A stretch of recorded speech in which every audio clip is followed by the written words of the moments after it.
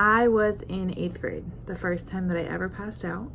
I was running track, which is something that I had never done before. So everyone kind of just thought that it was nerves and anxiety about doing something that I had never done before that had made me pass out. Fast forward a couple years to sophomore year in high school, I passed out again.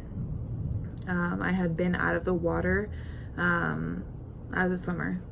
I was on the swim team.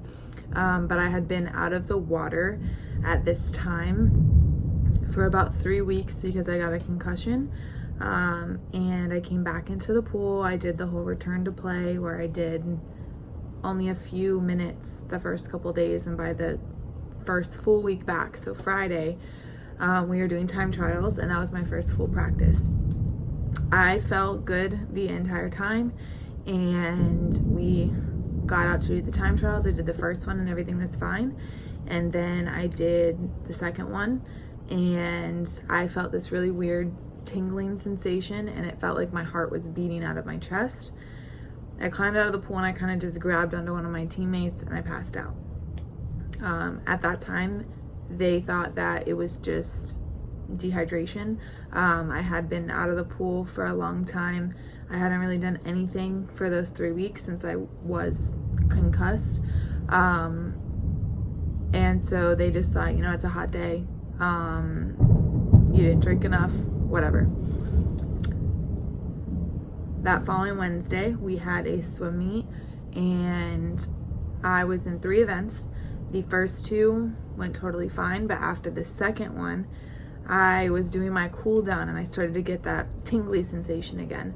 And I didn't really know how to explain it to anyone. It wasn't cramping. It was weird. It was like I would just tingle and then I would just lose feeling in my fingers.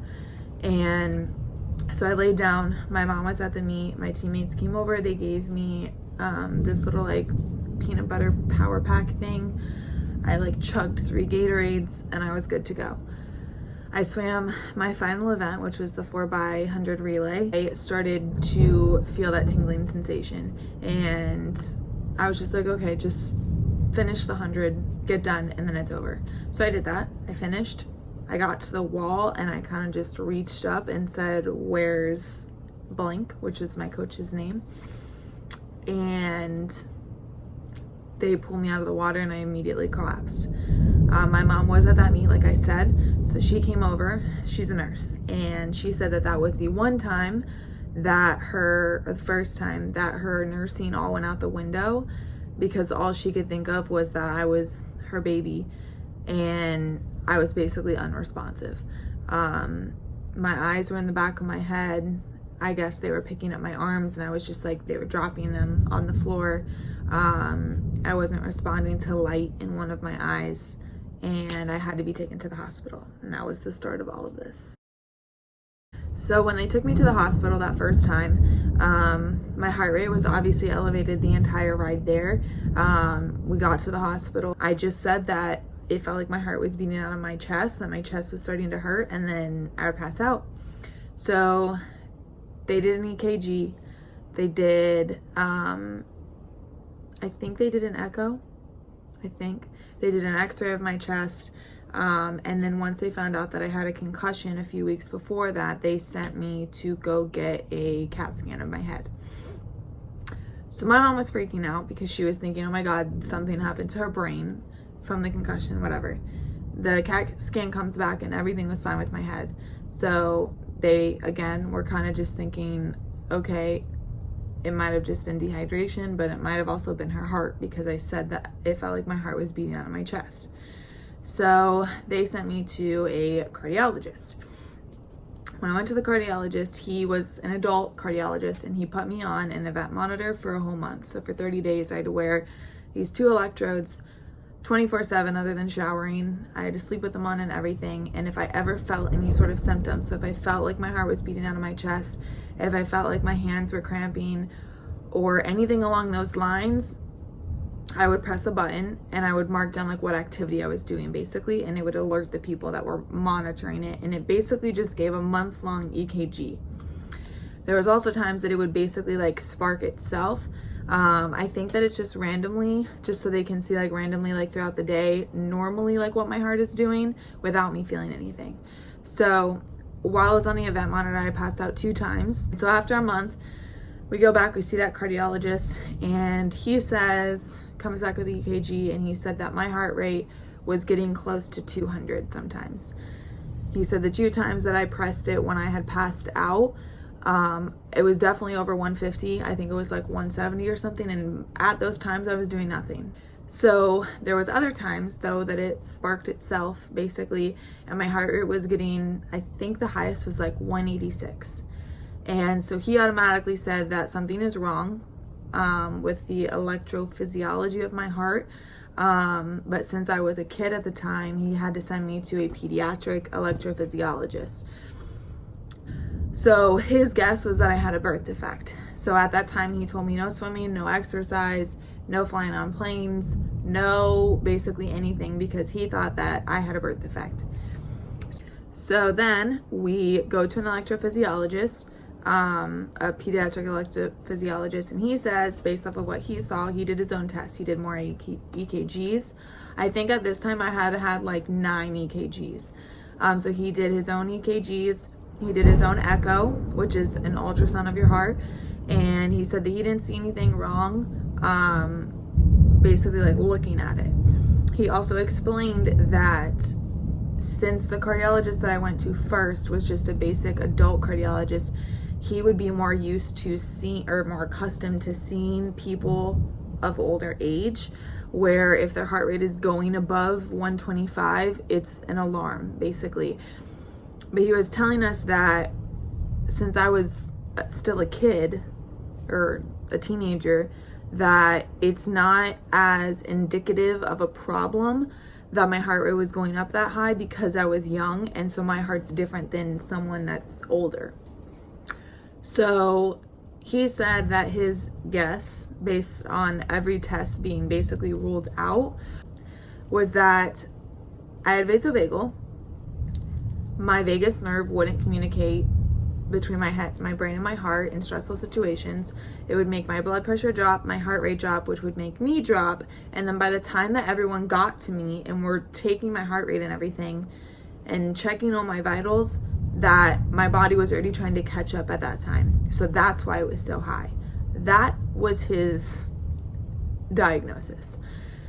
So there's medication for that, but it's not good for your kidneys, I believe. And he said that since I was only 16 at this time, I think, that I would outgrow it. So there was no need to be on medication. So we're like, okay, fine, whatever. So basically, throughout the rest of high school, I kind of just learned to control it better. So basically, like I said, that tingling feeling, it would always be in my hands. So I would start to shake. I also used to always have a natural shake. So I would shake, and then once I got the tingling feeling, I would start to try to close my fist, and I would like randomly not be able to do it anymore. And so once I knew that I got to that point, that was when I knew like, okay, I'm gonna pass out, which is never a good thing to feel. The main issue was that I would hyperventilate, which is why it was scary for me, because if you hyperventilate, you're not getting the adequate amount of oxygen for your brain. So I had to carry a paper bag with me. I had paper bags in the clinic at my high school. I had paper bags in my coach's room. I had paper bags in my backpack, in my swim bag, literally everywhere that I went. My mom made sure that I had a brown paper bag. And that was basically just how it was all throughout the rest of high school. I did pass out a couple times, but I did start to get more of a grasp on it. So we're like, okay, I'm outgrowing it. Then I moved to my college. There wasn't really many times that I really felt anything. I don't think I ever passed out my freshman year. I don't think, because I was in the dorms. But there was a couple times that I would start to feel the same tingling feeling and everything like that. But like I said, I could control it at this point. So I would just get my brown paper bag, I would breathe into it, I would check my heart rate. Once it got below like 125, I knew that things were on the come up, basically. And then sophomore year, I did pass out. And so by this time I was 19. So this all started, the first time technically was in 8th grade, but the actual like episodes of what people started to end up calling pulling a Sydney, didn't really start until sophomore year of high school. So from the time that I was 16 until 19, I should have outgrown it, but I didn't because I passed out again. So there was other things going on as well. For instance, like I said, I had a hand tremor. Aside from the naturally very high resting heart rate, I started to get insomnia, which my mom always said, just stop taking so many naps, like you're in college, blah, blah, blah, blah, blah. It's just like an adjustment. You don't have insomnia. But I literally had insomnia. I would be driving around at 5 o'clock in the morning, just trying to get tired enough so that I could go back to the dorms and go to sleep. And so basically I was going through all these random things. And it was kind of just like, oh, it's just an adjustment phase. Like you'll just grow out of it, whatever. This was until November of this past year. I went to my college's health center for a sinus infection. And anytime that you go in there, they feel your lymph nodes and everything like that. And her hand, the PA's hand, slipped and it went over my neck. And she said, your thyroid is huge. And I was like, okay. At this time I was taking anatomy, so I knew what a thyroid was, and obviously I'm not stupid, but her telling me that my thyroid was big was like, what does that mean? So she asked me if anyone has ever told me that my thyroid was huge before, and I said no. And she starts going through this list. She was like, have you ever had heart palpitations? Yes. Have you ever had insomnia? Yes. Have you ever had hand tremors? Yes. Have you ever, what did she say? Have you ever passed out? Have you ever felt dizzy doing like exercise or whatever? Have you ever, she listed off literally every single thing that I have ever had. Everything. And so everything was just yes, yes, yes, yes, yes, other than rapid weight loss. And so I'm like, okay, what is the point of this? I don't understand what this has to do with my sinus infection. So she tells me that she wants me to go get blood work done. So I was like, okay, for what? And she said that she was concerned because of how large my thyroid was and that I had a resting heart rate of 152 when I had gone in there that day. And just everything that she was asking me that I was saying yes to, she said it's indicative of a thyroid issue. So she wanted me to go get my blood work done. So I immediately went downstairs. They had a lab there, got my blood work done. I waited, I think, like 5 days. And then she called me early in the morning, like 7 o'clock in the morning. I had her, and then I had a nurse call, and then I had someone else call me. And they're like, hey, can you come in? Can you come in? We have your blood work results. So I'm like, okay. So I go in, and she tells me that my thyroid levels are way out of whack, like way over the normal range.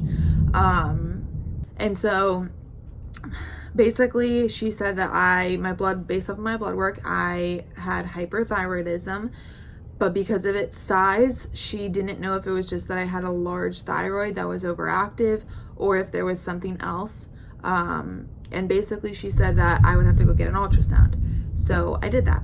I went to a medical center like 20 minutes from here, and I got an ultrasound, and I had to wait another week for those results. And I think that I will remember this probably for the rest of my life very vividly, like literally until the day that I die. I was visiting my boyfriend because he went home for the holidays. So this was literally December 17th. And I went to his hometown and we were out shopping. And I got a phone call and I didn't answer because I was with my boyfriend. And they left me a voicemail, and it was my PA. And she said, this is my personal cell phone number. Call me back, whatever. If I don't answer, leave a message. So I call her back, leave her a message. She calls me back, And I answer, and she said that my ultrasound results came back and that they found a mass on the left lobe of my thyroid, and that I was going to have to go to a specialist because that's one of the extreme cases that she is not able to treat as a PA. So when she said that, like, obviously hearing the words, "we found a mass," let me explain it this way. The whole time that this was happening, the whole time, like when she told me my thyroid was big and I sent a picture to my mom and my sister, and they're like, "We never noticed that." Like, we were all kind of joking around, like it looked like I had like an Adam's apple, which there was a lump. I'll insert a picture. There was definitely a lump on my neck, and I've definitely felt that forever, but I never thought anything of it. And all of a sudden, all of these things are like tying together, and it's like, oh, I just have an overactive thyroid. Because everyone that was saying everything was, you're 20 years old. At this time I was 19. You're 19 years old. The worst case scenario with a thyroid issue is a tumor. But like, those are rare, and thyroid cancer is rare, and whatever. So I'm like, okay. So I remember we were sitting in Henry's car, and she said, "They found a mass on your left lobe," and I just started to tremble. And I remember Henry just like grabbing my leg and like squeezing me, like, "What is wrong?" Because I was trembling. And she said that they thought, based off of what they were seeing, that it was a cyst, which isn't that big of a deal, but that I had to go see a specialist because they can't treat that. And if it's like a certain size, that they would have to take it out and whatever. So I'm like, okay. So I call my mom and I tell her that, and she automatically goes on the hunt to find an endocrinologist. She finds one, and she was like, okay, it's in 2 days basically. And so I went to the endocrinologist, and he said, he did his own ultrasound, and he said that it was a toxic adenoma, which is basically a benign tumor that was enveloping the left side of my thyroid. I think he measured it at 5.8 centimeters the first time, and it was enveloping the left side of my thyroid and basically taking over. So that's why I had hyperthyroidism, because of the tumor. His guess was that it was growing for years, that I've had it for years, and that's what was causing the passing out from the beginning. So for at least 6 years, I had a tumor on the left side of my thyroid, and no one found it. And I mean, literally, like, the first appointment when we went there, we were sitting, and I was sitting on like the bed part. My mom was sitting in the chair, and he walks in, and he was like, "Hi, I'm Dr. Blank." And he was like, "What brings you in today?" And he looks up from his little iPad, and he was like, "Never mind, I see it." That's how noticeable the lump was.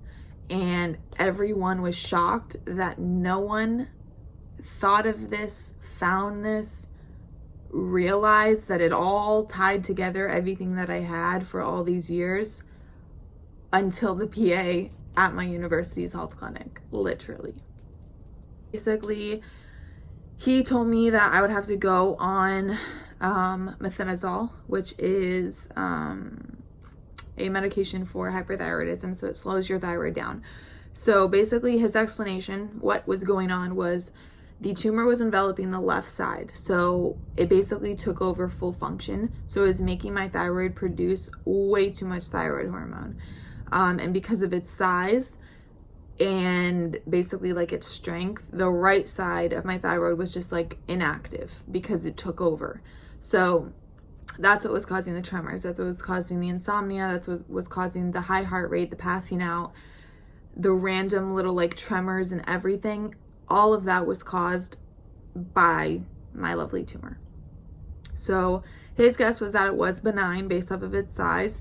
And he said that he would biopsy it, but that because of its size, if you basically like disturb it when you're doing a biopsy, that it can just have like adverse effects in the way that the tumor acts. So he didn't biopsy it, but based off of the shape, he was like 95% sure that it was not cancerous, which is obviously good news. Thank God for that. Like, I'm eternally grateful, and I will eternally be grateful that it wasn't cancerous. But still hearing when everyone's saying, oh, the worst case scenario is a tumor, then it's like, okay, they find a mass. Oh, well, it's probably just a cyst. Worst case scenario is a tumor. Oh, okay, well, it's a tumor. When that's the worst case scenario, and that's what I get told, literally, like, this is the week before Christmas, and that's what I get told, it's like, okay. So basically, I was devastated, and I could tell that my mom was too. She was definitely relieved, and I could see that on her face. She was just waiting for him to say, do you think it's cancerous? And it felt like an eternity before he finally said it, but he did say that he didn't think that it was cancerous, and that usually active adenomas aren't cancerous. And so he said that there's typically two options. One is radioactive iodine pills, which would shrink the tumor, but it wasn't guaranteed. And based off of like the size of it and its activity and everything, he said that his medical recommendation is to take it out. So we did that. I got to go to Dr. Clayman's thyroid, what's it called? Clayman Thyroid Center? Clayman Thyroid Cancer Institute, I think. Yeah. Dr. Clayman is hands down the bomb.com. His entire team, his nurses, everyone, love them to death. I would recommend them to absolutely any single person that ever has a thyroid issue. He is like #1 in the world, I'm pretty sure. It just happens that he is based out of close to where I live. Originally, my endocrinologist wanted me to do the surgery in the springtime, but I was already enrolled in classes at that time. So he said that I would just remain on the methimazole until classes were done in the spring semester, and I would get the surgery at the beginning of the summer. So that's what we did. But basically it was awful. The first month that I was on it, I really got nauseous with everything that I ate. It was just such an adjustment, I think, from like, there's not really that many side effects with taking methimazole, but because of how hyperthyroid I was and for so long, it was like my body was just like adjusting to having not as high of energy all the time. So I would get nauseous with everything that I would eat. I could only eat like a few bites of stuff and I would get full and just not want to eat anything else. I had absolutely no energy. My heart rate started to drop actually below 60. So then when I did my blood work a month before my surgery, they realized that I was hypothyroid, so they had to reduce the dose of the methimazole, which then I got all of the hypothyroid side effects. I got a little bit of the cold intolerance, basically was just switched. And this time I actually did deal with the weight gain. So when you're hypothyroid, you gain weight pretty rapidly, and I definitely did that, and I definitely struggle with that the most because I was already stressed about obviously having to deal with this. I was stressed about school. I was stressed about having to get the surgery because it's a scary surgery. And then of course I'm 20 years old and I'm putting on weight that I can't keep off because I'm taking a medication. And so I struggled a lot this spring semester, but I kind of just kept telling myself like, okay, at least it's not cancerous. At least I have the best doctor, the best surgical team that I could, and at least it's going to be done with in a month. So I got the surgery on May 1st. It was supposed to be 45 minutes, but when they sent the tumor and 2 of my lymph nodes, they took 2 lymph nodes from the back of my neck. And when they sent them to pathology, it took a little bit longer to get the results back, I guess. So I was actually in the surgery, I think for like 2 hours. And I came out of the surgery. The pathology on the tumor and both my lymph nodes came back negative for malignancy. So they were both completely cancer-free. And then from that point on, it was just the recovery. This video is basically just for me. This is literally just for me because this is the most serious thing that I've ever had to go through. It's probably, hopefully, fingers crossed, the most like scary thing that I'm gonna have to go through medically. And when I have a family down the road, I want to be able to be like, look at this. Or if they have thyroid issues, now that it's in my bloodline, if they have thyroid issues and they have to go through this or any sort of thing like that, I want to be able to be like, okay, well, this is how I did it. This is everything that I went through. I just want it. I don't really care what other people think or if other people are going to watch it. I'm not doing this to actually like put it out there or anything. Obviously, if someone else is having passing out issues while they're hyperventilating and insomnia and hand tremors, that'd be great if they like found this and they're like, oh my God, let me go check my thyroid. But that's not what it's for. It's literally just for me. But yeah, I don't really know how to end this other than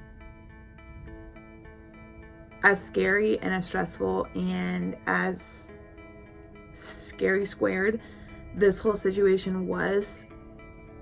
I'm kind of glad that I got to go through it because, one, everything else I take as a grain of salt now. I am just grateful that it wasn't cancerous, that I'm now healthy. I just had my post-op appointment with my endocrinologist and all my blood work is completely normal. So I don't, thank God, I don't have to be on medication for the rest of my life. I have to get blood work done once a year. And then whenever I want to start a family, years down the road, I'm gonna have to take thyroid medication then, just because I only have half a thyroid now. So since they took the whole left lobe, one half of your thyroid isn't enough to produce enough hormones for you and for a baby. So it's done now, basically. And now I just get to, I was gonna do this video. I literally took it before the surgery 2 times and I just wasn't really feeling it. And there was technical difficulties, but regardless, I'm kind of glad that I'm doing it now because now I'm through the worst of it. I'm through all of it, basically. I remember Henry asked me, because one of the days I was freaking out before my surgery, he asked me, what do you want to do once you're totally recovered? And I literally said, I have no idea because I don't know. But the one thing that I did do that was a big deal for me was going back to the gym. Like I said, I put on a lot of weight, which people say that I didn't, but I did. My mother and Henry always say, you didn't put in weight, but I did. And it's okay because I had a thyroid issue. But that was a big issue with me, and I set a goal for myself that a week and a half after the surgery, I wanted to be at least walking on a treadmill, which I didn't meet because the recovery was way worse than I thought that it was going to be. I was in pain for like 3 weeks, all around my neck, up into my head, and my jaw, and everything, and it sucked. But when I finally got back in the gym, I definitely built up to it. I did workouts here in the house. I went from 5 minutes of just moving my arms in the air and having no energy to 10 minutes, 15, 25. And once I got to 45 minutes of an at-home workout, I went back to the gym and I did 2 miles on the elliptical in like 20 minutes. And I just remember I felt literally unstoppable while I was doing it, which sounds so corny and stupid. But I've never felt like that because anytime that I did any sort of exercise, I would get that tightness in my chest. And I finally felt like this is what a normal level of exhaustion feels like. This is what working out is supposed to feel like, and being normal and whatever. And it has been a long journey with my little tumor, my big little tumor. But it's over now, and now I just get to be normal. And I'm so grateful for God. One, well, I'm healthy now. Everything is good now. My family was amazing. Henry was my rock the entire time. And regardless, I feel very blessed that I got to go through such a trying experience just because now I just get to enjoy everything afterwards. If you watched this video, thanks. Wasn't really for anyone other than me. And goodbye.